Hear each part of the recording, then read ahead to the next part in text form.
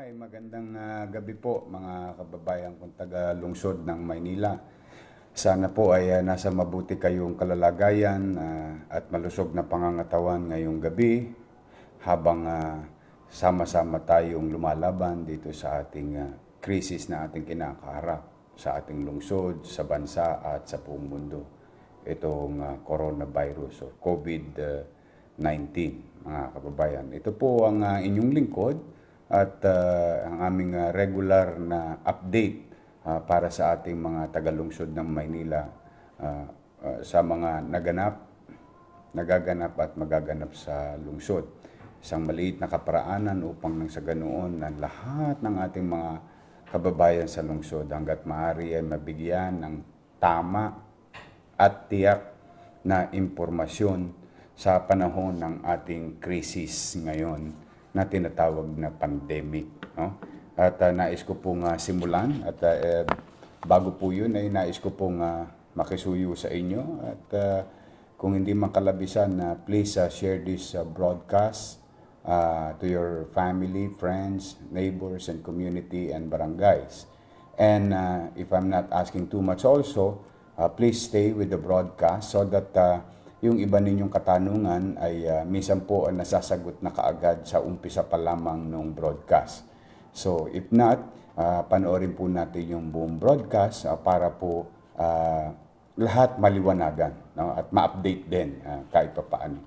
Today, mga kababayan, may bago tayong confirmed cases ng COVID-19 na ating mga tagalungsod. 37 po ang nadagdag sa atin ngayon sa lungsod ng Maynila. At ang total po natin ay 608 na individual na nagpositibo sa ating lungsod.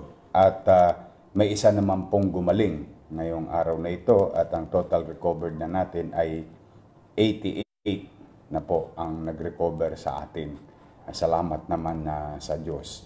At ganun din, 101 po ang bagong PUI sa ating lungsod at na total po natin ay 851 PUIs at yan po nasa inyong mga screen ngayon at kung saan lugar merong COVID-19 carrier na tagalungsod, no?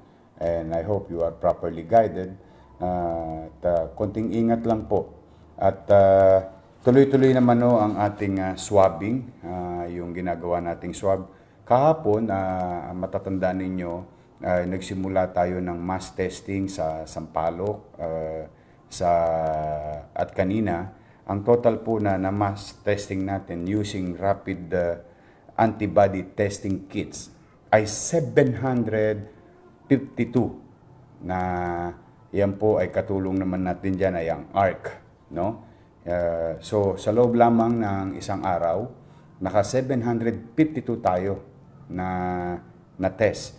Out of 752, 28 po ang ating isusumite o isasubmit na individual sa ating Delpan Quarantine Facility for swab testing. Ito na po yung gold standard na ginagawa natin araw-araw sa ating lungsod. Kasi po, totoo, marami nangangailangan sa atin ng ayuda at ang pamahalang lungsod naman, kahit papaano, ay in our own little way, trying to at least mitigate the needs of our people, no?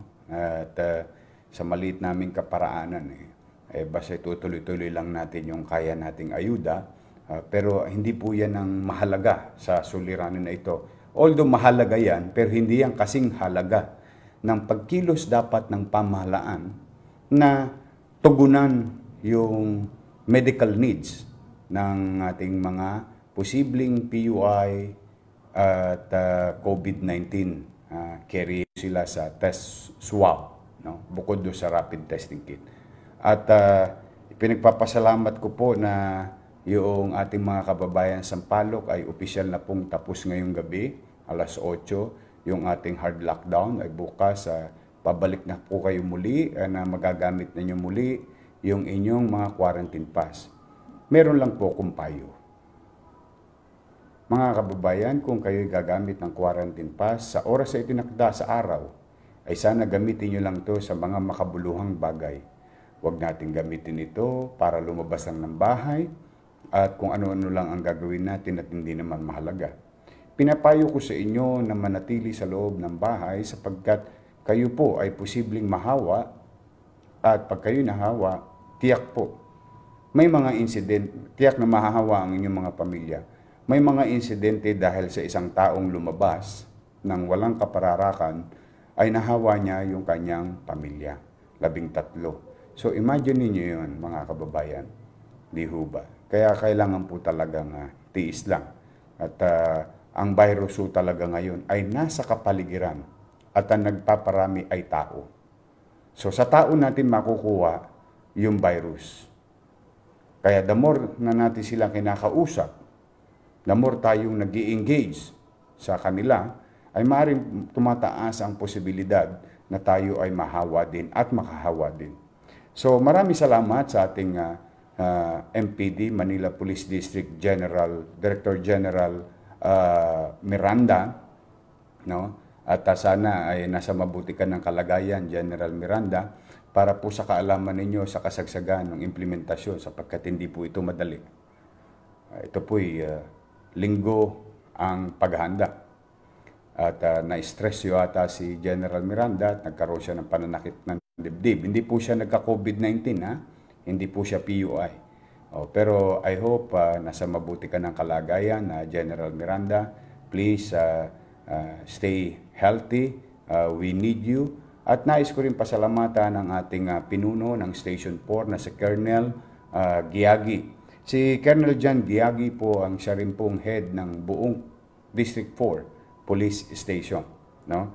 At yung ating mga Deputy Director for Administration, Colonel Narciso Domingo, at mga pulis ng 4 at Police Maynila. Maraming salamat sa inyo at sa ating mga iba pang frontliners na matagumpay nating nailunsad yung hard. Gagamit na naman natin yung quarantine pass. Maraming salamat din kay Dr. Aileen Laksamana ng Sampaloc, Direktor ng Sampaloc at 10 ng ating mga frontliners Sampaloc sa isang matagumpay na rapid testing na ginawa, no, sa atin sa Sampaloc. At kay Dr. Pox Pangan, 68 po na individual ang tinest natin ng swab testing sa Sampaloc habang tayo ay naka-hard lockdown. These are pre-identified individual na nagkaroon ng exposure sa mga taong nagpositibo. So, mga kababayan, bagamat so far ay matagumpay yung ating hard lockdown, pero meron pa rin mga ilang individual na talagang, tingin ko pasakit. Yun ang pinaka mabisang description sa kanila. Bagamat may total hard lockdown tayo, ay meron pa rin mga individual na lumabag dito. Inabot po tayo ng 152. Para naman sa kapanatagan ng kalooban ng mga 370,000 humigit kumulang na individual na sumunod sa ating hard lockdown sa Sampaloc. Itong 152 na ito ay lahat po sila ay may kaso na. May kaso na sila at pagdating ng araw, mamumroblema po sila dahil sa marahil kukuha sila ng police clearance, kukuha sila ng NBI clearance o maaaring magre-renew sila ng passport o lisensya and so on and so forth. Iyan po ang pinapaalala ko sa inyo nung nakaraan bago tayo magdesisyon tungkol sa hard lockdown. Pero magkaganon pa man, ay ito'y masasabi natin that generally ang mga taga-Sampaloc ay gustong-gusto na talaga na matapos ito at talagang nakiisa ang lahat. So maraming salamat sa inyo mga taga-Sampaloc. At so yan po mga kababayan ay patungkol sa ating laban sa coronavirus. At atin naman pag-uusapan ngayon mga kababayan ay yung paano naman ang mga ginagawa ng pamahalang lungsod na maibsan naman yung hirap na dinaranas ng ating mga kababayan, tustusin, pagkain, and so on and so forth. Nais kong ipaalam sa inyo ngayong araw na ito katulad na nabanggit ko kagabi, excuse me, na ibababa na rin, matapos natin yung PLM, PWDs, no, ay yung UDM naman at grade 12. Today po ay nakapagbigay po tayo sa 896 na grade 12 under the Division of City School, no, ng 1,500. At 417 naman sa ating UDM grade 12, no, na 1,500. Sa UDM College naman ay nakapagbigay po tayo ng student allowance ng 4,393. Yan po ang total na nabigyan today. Natapos na po yan. Ang iba dyan nakatanggap ng 3,000, nakatanggap ng 4,000. O mga bata, no? Ay akin lang pong panawagan, ay mabutit nagkaroon kayo ng konting pera galing sa inyong pamahalang lungsod. Ako'y may payo lamang, gamitin ninyo yung pera na yan patungkol sa kakailangan ninyo sa mga pangunahing bilihin sa inyong bahay. Dahil hindi kaila sa inyo, tayo po ay tatagal pa ng 3 linggo. Itong huling linggo ng Abril at 2 linggo ng Mayo. Kaya ako naman, nakikisuyo na sana magamit ninyo yan sa tamang pangangailangan, lalo na sa inyong bahay. At bukas ay makararanas na rin ang 8,000 mahigit na solo parents ng Maynila ng ayuda sa ating lungsod. Tinatapos na po ngayong gabi ang mga datos at sinesegregate na po para ibigay na po sa ating mga barangay officials, kasama na rin ang listahan ng mga solo parents. At tayo ay magre-resume ng ating senior citizen, no, allowance by Monday or Tuesday. Yan po. Ito, listahan ng mga senior citizen na ito, ay ito yung second batch, no? Kasi yung first batch ay yung sa Paymaya at saka yung 65,000 na senior citizen. Ngayon pong gabi ay maabot na po sa 51,000 senior citizen for reconsideration na hiningi ng inyong mga barangay official. At para ma-update kayo, no, I would like to remind you that we amended the law, no, a few days ago through the help of Vice Mayor Hani Lacuna and Majority Floor Leader Councilor Joel Chua at Jong Isip at mga kusihal. Na-amenda na po natin yung batas. At yung batas ay epektibo na. Kaya ngayon ay gagawin na po ay ang paghahanda ng salapi na meron naman tayo para doon sa nasabing 51,000 na senior citizen na hindi nakatanggap at hindi kasama sa original na listahan ng lungsod ng Maynila. Kaya natin inamendahan ng batas sapagkat ako po ay naniniwala na yung iba natin mga senior citizen ay hindi nakapagpalista. Pero the logic behind the law, when I introduce it to the city council, nung ako po'y nabigyan nyo ng pagkakataon na maging alkalde, ay tulungan yung senior citizen. It's just that when it was first introduced, there is a certain requirement, which yung iba natin mga senior citizen, lalo na yung may mga sakit na hindi nakaboboto, no? Kasi isa sa requirements ng unang batas ay kailangan po botante. Kaya po naman siguro ang dahilan noon ay para matiyak na yung mga ito ay mga tagalungsod ng Maynila. Dahil hindi rin nakaila sa inyo na nung araw ay ang senior citizen no, ay lumobo ang numero. Ibig sabihin, yung iba ho patay na, hindi pa inalis sa listahan. Yung iba ho patay na, isinama pa sa listahan.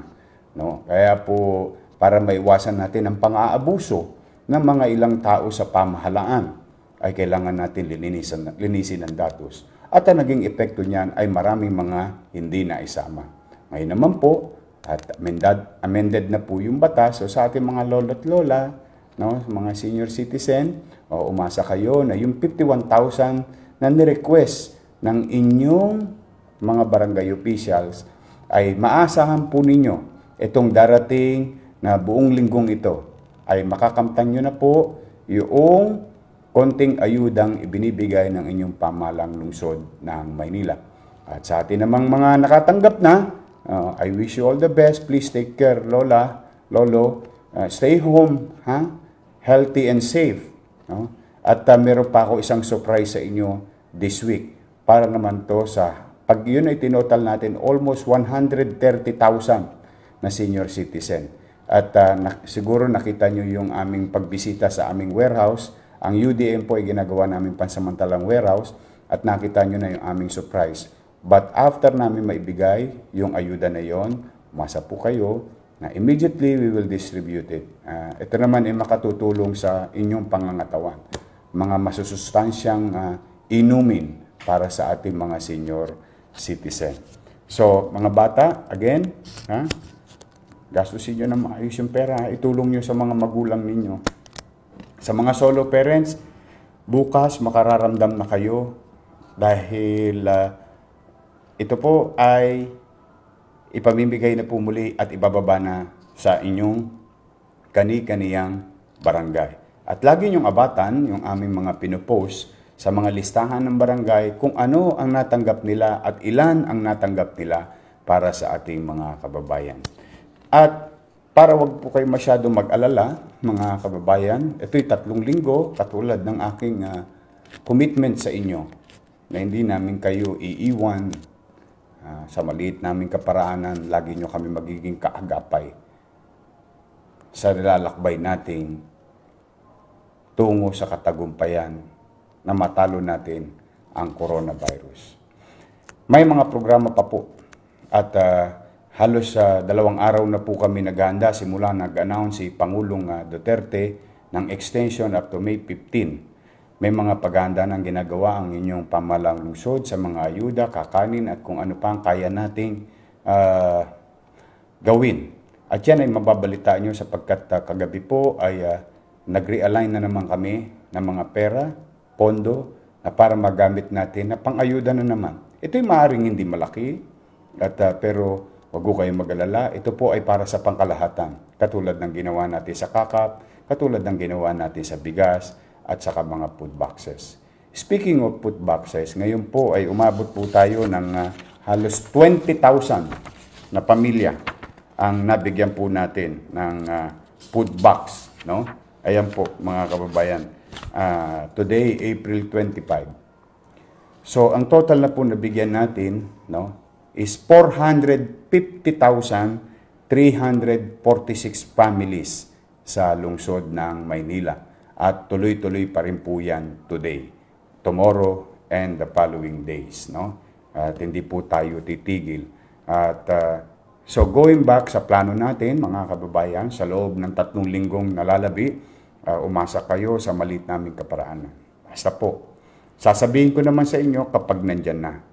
Kapag na-amenda na yung batas, na-approve na, ay mabilis naman po sila Vice Mayor Hani Lacuna, sila Majority Floor Leader Councilor Joel Chua, at mga konsyal natin. At tingin ko naman, in a matter of few days, so that we can plan what will happen on first week of May, what will happen on second week of May. But what is important while we plan on what we're going to do, kung anong gagawin natin para maibsan yung hirap na dinadanas ng ating mga kababayan, ay umasa kayo na ang inyong lungsod ng Maynila ay lagi nakapokus sa medical o health issues ng Manila sapagkat, ulitin ko, kaya tayo nasa ganitong sitwasyon dahil sa health concern or issues na umiiral sa ating lungsod, sa bansa at sa buong mundo. Kaya nais ko rin nga palang, kaya po sana naunawaan ninyo at alam ninyo kung ano ang aasahan ninyo sa inyong pamahalaang lungsod. At nais ko rin pasalamatan ang si Sabine Aboitis, CEO ng Aboitis Group, pati na sina Presidential Advisor Joey Concepcion, Gina Honteveros Malbar, at kay George Royeca ng Angkas para sa inyong tulong sa rapid antibody test. Yan po yung ginamit natin mga individual, korporasyon na para magamit natin sa 752 na ginawa nating massive testing sa Sampaloc. Bukod on top of our regular swab testing. Itong swab testing ay sa tulong ng DOH at saka PGH. Maraming salamat sa inyo dyan sa PGH. No? At kanina, gusto ko kayong i-update. Nagkaroon po ng Metro Manila Mayor's Meeting. No? At tinalakay po natin ang distribution ng, ito po marami nagtatanong, no? Special Amelioration Program ni Pangulong Duterte o yung SAP na galing sa DSWD. At kanina po kasama natin sina Executive Secretary Medialdea, Secretary Vince Dizon, Secretary Charlie Galvez, Secretary Rolly Bautista ng DSWD, Chairman Danny Lim ng MMDA at DOH NCR Director Paz Pexon Corrales. Diniscuss po dyan yung update na nagaganap na pagdidistribute ng SAP. At tingin ko po ay mas lalong bibilis ang ating national government at through DSWD itong pagbibigay ng SAP. No? Ulitin natin, tayo po ay, ang siyudad ng Maynila ay napagkalooban ng allotment ng 1.4 billion pesos. Today, there is about 18,000 beneficiaries already who have received 8,000 pesos sa ating lungsod. So, ibig sabihin ay bumibilis na po ang distribution ng SAP ni Pangulong Duterte through DSWD. So, sa mga may katanungan ay makipag-ugnayan lang kayo sa ating regional office ng DSWD. At kung may mga tanong kayo, magtanong din kayo sa MSWD na baka maaari naming masagot ang inyong mga katanungan. So maraming salamat sa ating mga taga MSWD, kay Director Repo Goso, at sa ating mga district head ng social welfare ng city government. Keep it up. Let's do the numbers. Let's reach as soon as possible yung ating mga kababayan.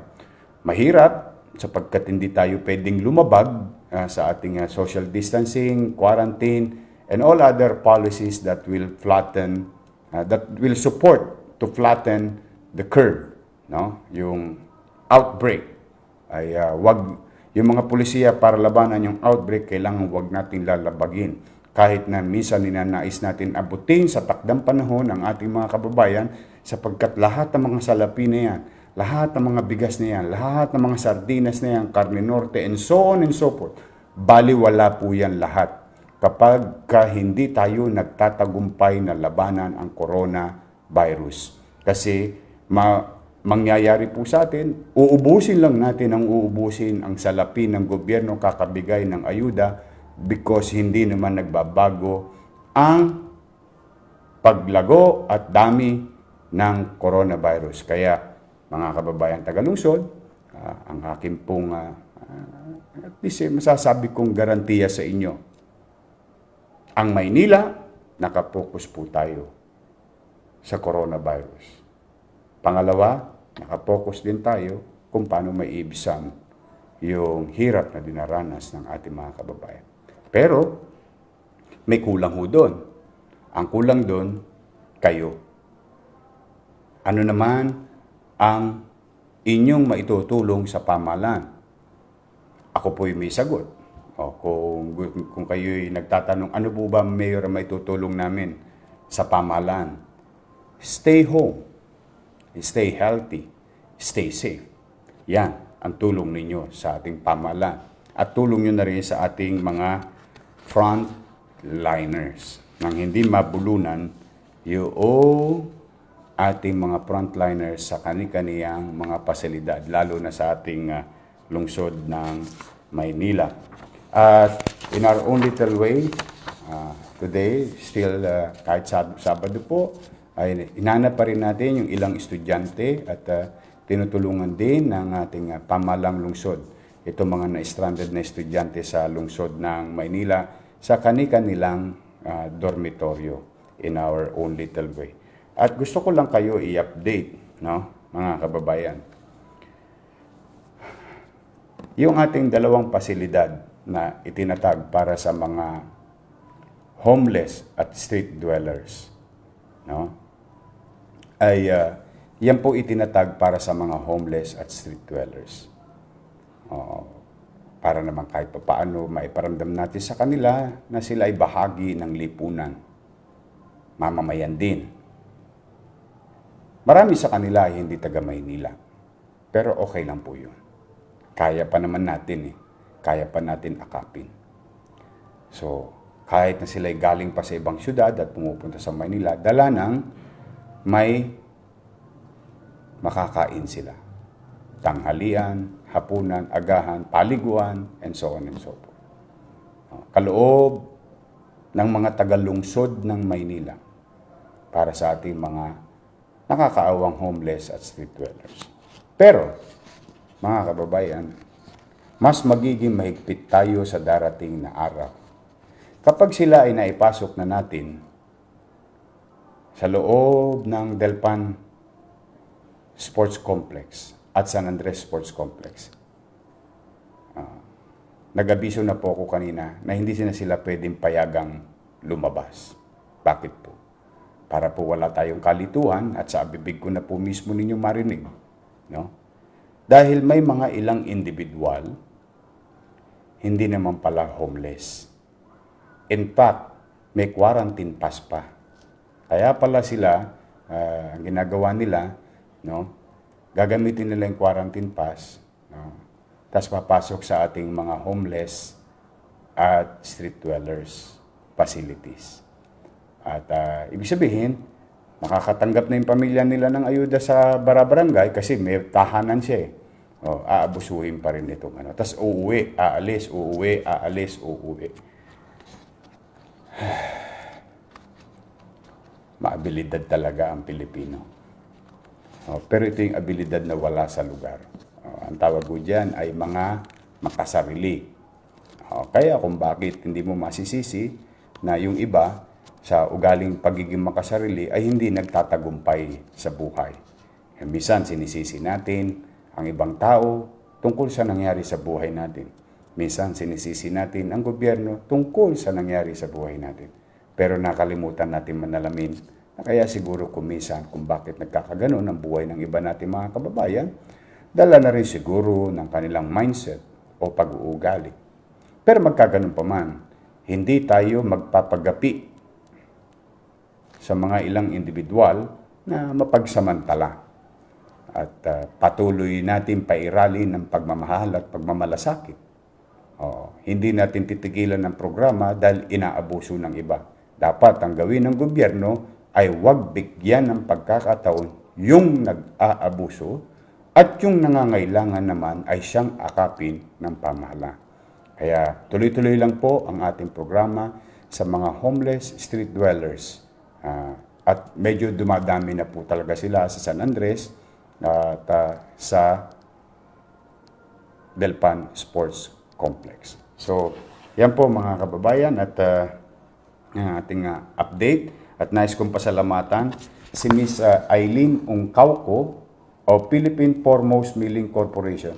Sila po yung sa araw-araw na nagbibigay sa atin ng loaf bread. No? 800 loaf breads, pati si Liberty Food Mart. Ito po yung taga-Tondo. Yung taga-Tinapayan, taga-Sampaloc yan. Yung Baking Society, araw-araw yan. Nagbibigay sila ng mga tinapay na ating pinabibigay naman sa mga barangay para sa mga frontliners. Kasi po, marami po mga chairman, mga kagawad, ubos na rin ang pera nila sa pagpapakain sa mga frontliners natin sa ating mga tanod, mga nag-duty. No? Liberty Food Mart, 2,000 apple buns. Philippine Society of Baking, 2,000 raisin buns. At saka yung Casa de Memoria of Galleria Renacimiento Commercial Enterprises Incorporated and construction and project design by architect William T. Jr. of WTA Architecture Plus Design Studio.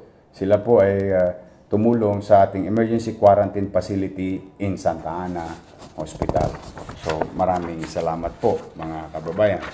So muli, ayan na po muna ang ating update ngayong Sabado na ito at i-update namin kayo ulit sa mga darating na oras. At ito po, asahan ninyo, ay araw-araw natin gagawin para lahat ng tao ay ma-inform properly. I hope, no, sa mga nahuhuli ng broadcast, nahuhuli na mapanood yung broadcast, meron lang po akong konting pakiusap. Kung maaari, panoorin nyo ng buo para po yung iba nyo kasing katanungan ay pumapasok ay after na namin nasagot yung inyong mga tanong para po maliwanag at properly guided tayo.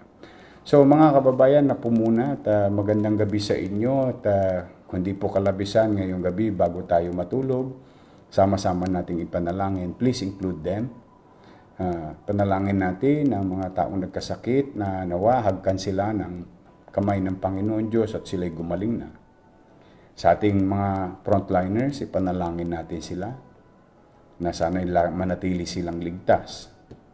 At ipanalangin din natin ang mga kaluluwa ng mga lumisan, nasawi dahil sa krisis na ito.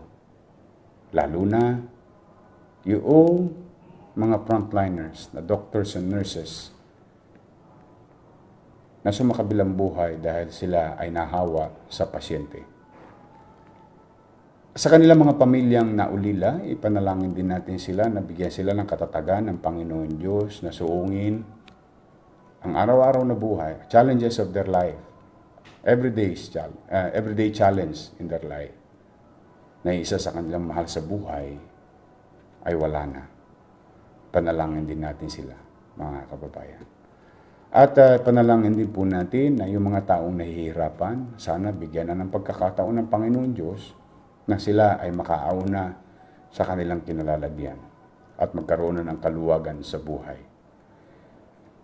Mga kababayan, lagi ko po sinasabi, lagi natin pairalin sa ating sarili ay pagmamahal at malasakit. Minsan sa buhay natin, tinuturuan tayo ng Panginoon Diyos na kung saan mapasalamatan kung ano ang meron tayo. Huwag maghanap ng bagay na wala. Let's appreciate things in our life, whatever we have in our life. For example, why not thank God in a way? Because of the COVID-19, mas napalapit kayo sa inyong mga pamilya. Nagkaroon kayo ng mga oras na gumawa ng mga alaala. Natutuwa ako pagka minsan, ako po, hindi kaila sa inyo, gusto kong pasayahin man lang yung ating mga frontliners, to make them smile in the middle of the night, graveyard duty. Kasi nakikita ko marami sa inyo nagtitiktok. Marami sa inyo, mga nanay, mag-ina, ginugood time yung nanay, ginugood time yung tatay, mga anak, tatay at nanay, nagsasayawan. Mayaman, middle class, mahirap. Kasi makikita naman natin yung background ng kanilang bahay. Nakakatuwa. Nakakatuwa because there is always two sides of the coin. The bad side and the good side. So take this opportunity, kunin natin yung pagkakataon na ito to make memories para gumawa ng mga alaala. Natatawa po ako pag minsan yung anak, ginugood time yung nanay niya. No? You'll see that these are moments in our life na pwede nating i-grab as an opportunity to spend time with our loved ones. Yun lang po. Don't miss this opportunity.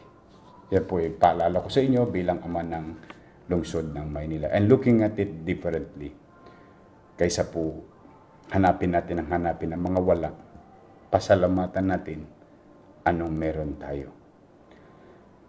So, muli po, nawa, kaawaan tayo ng Diyos na sana nga makaraos na tayo pare-pareho. At ako na may naniniwala. One way or another, this will end. The question is when. Hindi po ito panghabang buhay. Maaaring pang matagalan, pero hindi po ito panghabang buhay. So, sa inyo po, mga kababayan ko, muli magandang gabi. Palainawa kayo ng pong may kapal. Maraming salamat po. Please, again and again, stay home, healthy, and safe. Manila, God first. Maraming salamat po.